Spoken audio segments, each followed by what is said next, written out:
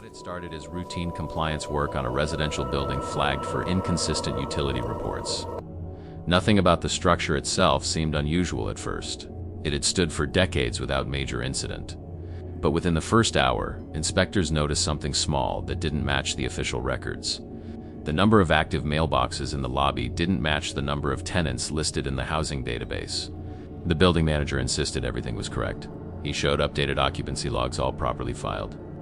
But when inspectors checked utility usage, several apartments marked as vacant showed consistent electricity and water consumption, not minor spikes either. The patterns matched full daily routines, cooking, cleaning, and repeated usage over long periods.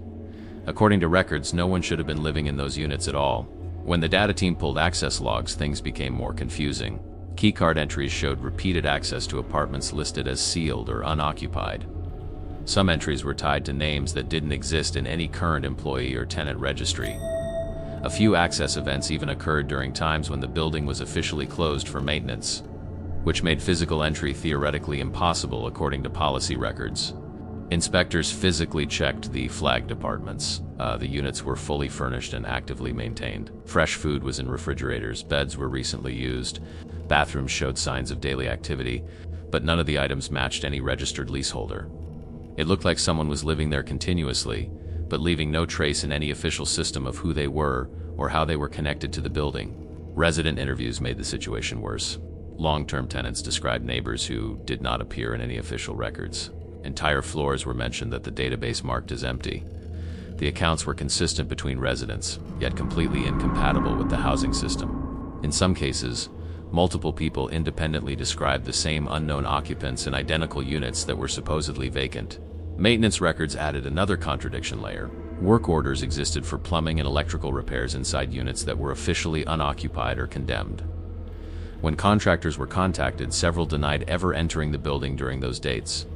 Others said the job numbers provided in the records did not match any assignments in their company systems. Despite the paperwork showing completed work and signed approvals, investigators then reviewed archived versions of the building's data. Earlier audits had already flagged similar mismatches years before, but every previous report ended the same way: data reconciliation completed. No corrective explanation, no root cause, no follow-up investigation. The pattern of contradiction had been officially closed multiple times, even though nothing in the physical building or records clearly aligned. At this point, investigators stopped treating it as a simple error. The inconsistency existed across multiple systems at once: housing records, utility data, access logs, and human testimony. Each layer described a different version of reality, yet none could fully override the others. The building physically existed, the residents physically existed, and the records also existed, but none fully matched together. The final internal summary described the situation in simple terms. The building was considered compliant because no single system could prove otherwise. Occupancy was marked as verified. Utilities were within expected range. Access logs were valid under system rules. But in private notes, investigators wrote the same concern. The building's recorded reality and its physical reality never aligned at the same time. The case was closed without resolution. No violations were filed, no occupants were officially removed. No corrections were made to the system. The building remained in active use, fully documented and fully approved. But internally, several inspectors noted the same final observation. The records did not describe what was actually inside the building, only what the system was able to recognize. Investigators began isolating specific floors to compare physical occupancy against digital records in real time. When they entered the first disputed unit, everything appeared normal. But the moment they cross-checked the system from inside the apartment, the database briefly refreshed and changed the occupancy status from vacant to active for that exact unit, without any manual update. What made the update disturbing was the timestamp. It matched the exact second inspectors stepped through the front door. The system was not just incorrect, it appeared to be reacting to physical presence. When IT staff reviewed back-end logs, there was no record of the update event at all. It was as if the change had occurred physically but never digitally. The housing authority attempted to replicate the anomaly from outside the building. When no inspectors were present inside, the system remained stable and unchanged. But when a second entry team stepped into a different flagged unit, another status shift occurred. A separate apartment updated from unoccupied to occupied again, despite no tenant being physically identified inside. At this point, investigators realized the pattern was not random. The system appeared to respond only when human presence entered specific physical spaces. The building was behaving as if occupancy was being determined by observation rather than records. Yet no technical explanation existed for how physical presence could trigger database-level changes without network input or manual override. When supervisors escalated the case, higher-level auditors arrived with isolated systems to prevent interference. Even then, contradictions persisted. Portable scanners showed empty apartments, while centralized databases marked them as occupied. The same units were simultaneously classified differently depending on which system layer was being used to evaluate them. A full structural sweep was ordered. Every floor was inspected simultaneously by separate teams. Communication logs confirmed synchronized entry times.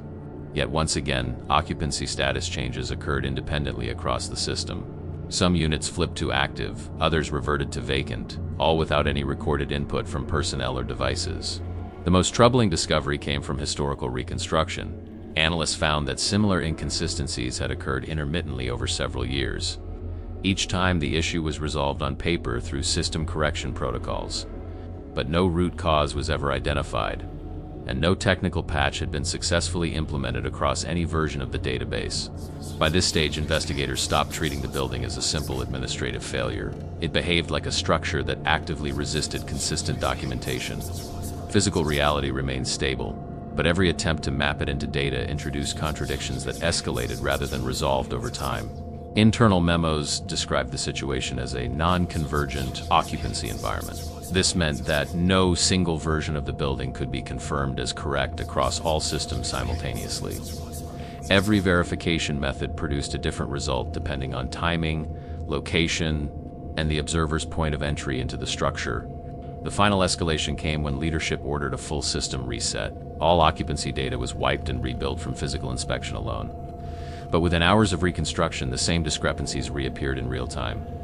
The system had been rebuilt from scratch, yet it immediately began contradicting its own newly established records. After the failed reset, auditors attempted to isolate the building from all external databases. They disconnected it from live municipal syncing and forced manual logging for every entry. For the first time, physical inspection should have fully controlled the records. But even in offline mode, occupancy statuses continued to shift without explanation, as if the system had retained autonomous behavior independent of network access. Manual logs recorded one unit as vacant at the start of inspection. 15 minutes later, the same log marked it as occupied, despite no one entering or exiting.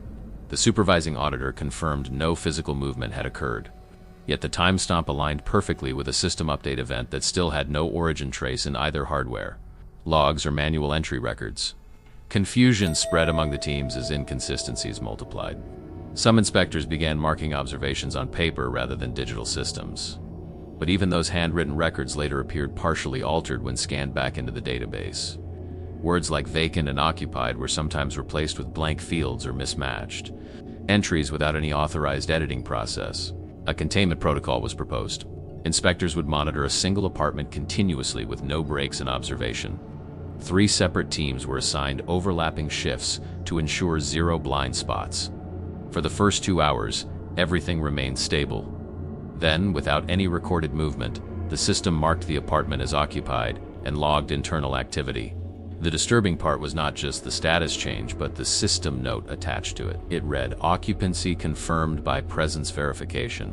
No sensor, camera, or personnel entry supported this. When engineers traced the origin of the message, they found no source node. It was as if the system had authored the confirmation itself. At this point, leadership ordered evacuation of all non-essential personnel. Only core investigators remained inside the building. Ironically, even with reduced human presence, discrepancies increased. Entire floors began alternating between occupied and vacant states every few minutes. Despite being physically sealed and under direct observation from multiple independent teams, one investigator noted something critical. The changes always occurred immediately after someone re-entered a previously observed space. It was not random timing. The system appeared to re-evaluate occupancy whenever a new observation cycle began, as though awareness itself triggered a recalculation of the building's recorded state.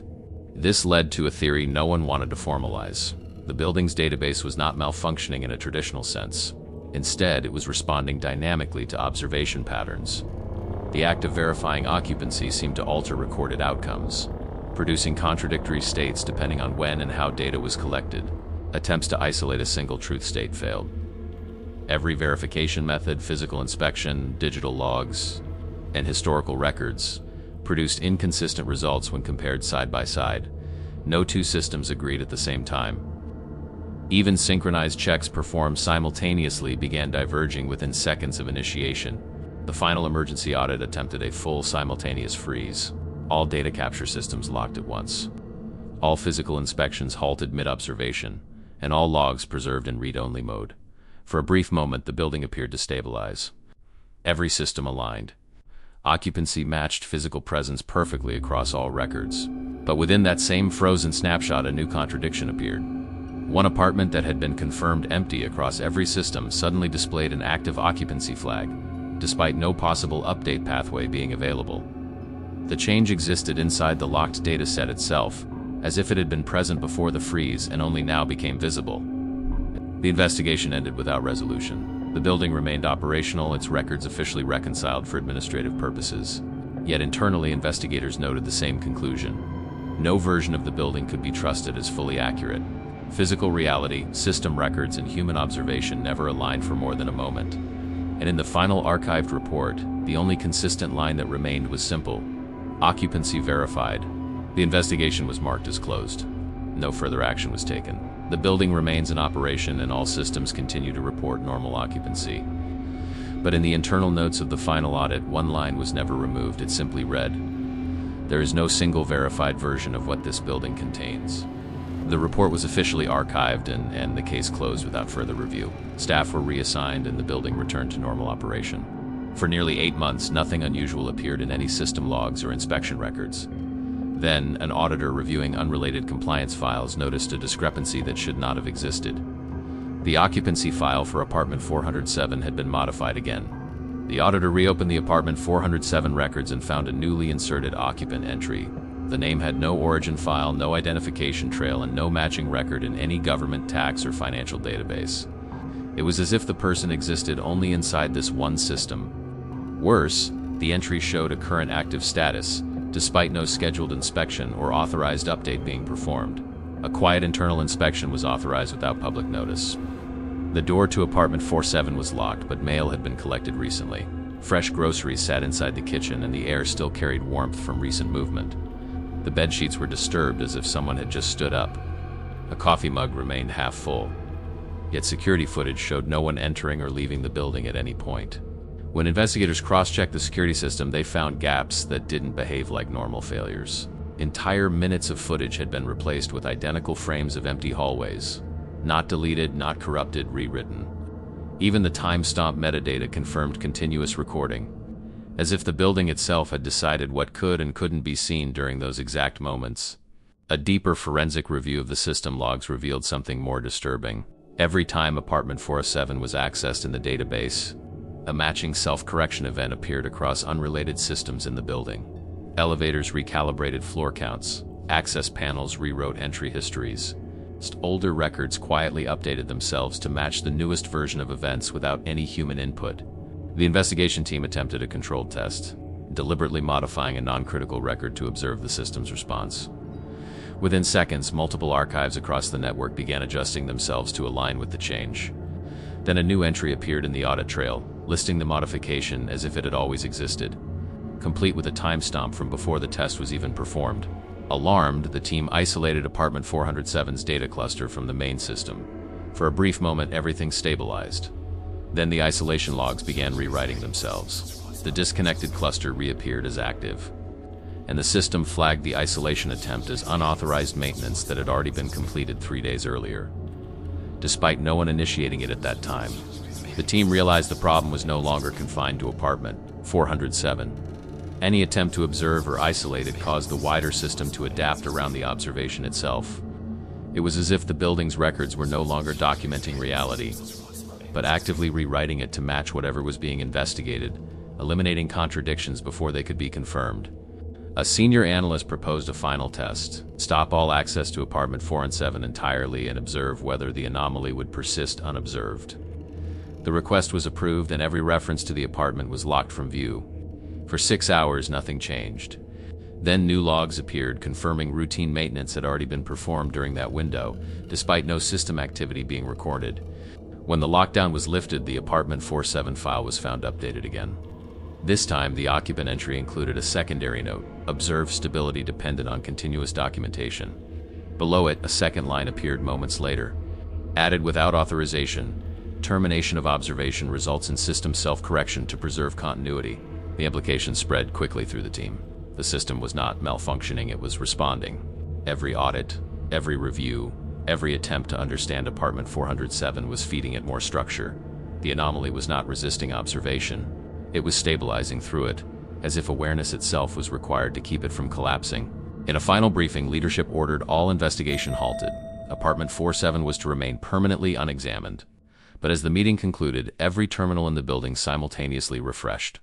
The case file reopened itself, displaying a single new line: investigation resumed by necessity of continued existence. The building was not hiding apartment 407 anymore. It was maintaining it. And somewhere within the system, a final entry remained unchanged across every revision. The occupant was never new. It had always been there, waiting for the records to notice it so it could finally become real. The team realized the issue was no longer just apartment 47. Every attempt to observe it caused the system to adapt in real time, rewriting surrounding records as if correcting reality itself.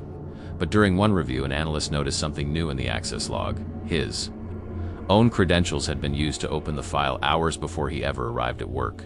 He denied ever accessing it, but the system logs disagreed. Security footage showed him alone in the archive room, sitting motionless at the terminal, reviewing apartment 407 for nearly 40 minutes. The timestamp matched a period when he remembered being at home asleep. His badge was present. His voice was audible in the room audio, though no one else was there. The analyst began to panic as more records surfaced. Emails he never sent confirmed authorization requests under his name. Internal notes described him as primary observer assigned to 407 containment. But the most disturbing detail was a maintenance tag attached to his profile. Subject integrated into monitoring system prior to awareness. Attempts to correct the records only worsened the changes. Every revision made the file more consistent with the system's version of events. Other staff confirmed interacting with him during the investigation, despite no memory of it. It was as if the system had been slowly replacing his history with one where he had always been part of. Apartment 407's oversight. Leadership froze all access, but it was too late. The analyst profile could no longer be separated from the case file. Every terminal in the building displayed the same update: observer stability achieved through full integration. His name now appeared under apartment 407's occupancy history as the longest recorded resident. The final log was not written by any system administrator. It appeared across every device simultaneously, as if already stored in advance. It read, apartment 407 requires an observer to remain real. And beneath it, a final confirmation entry showed the analyst still logged in, actively viewing the file, even as the room where his body sat was reported completely empty. Some files should never finish loading.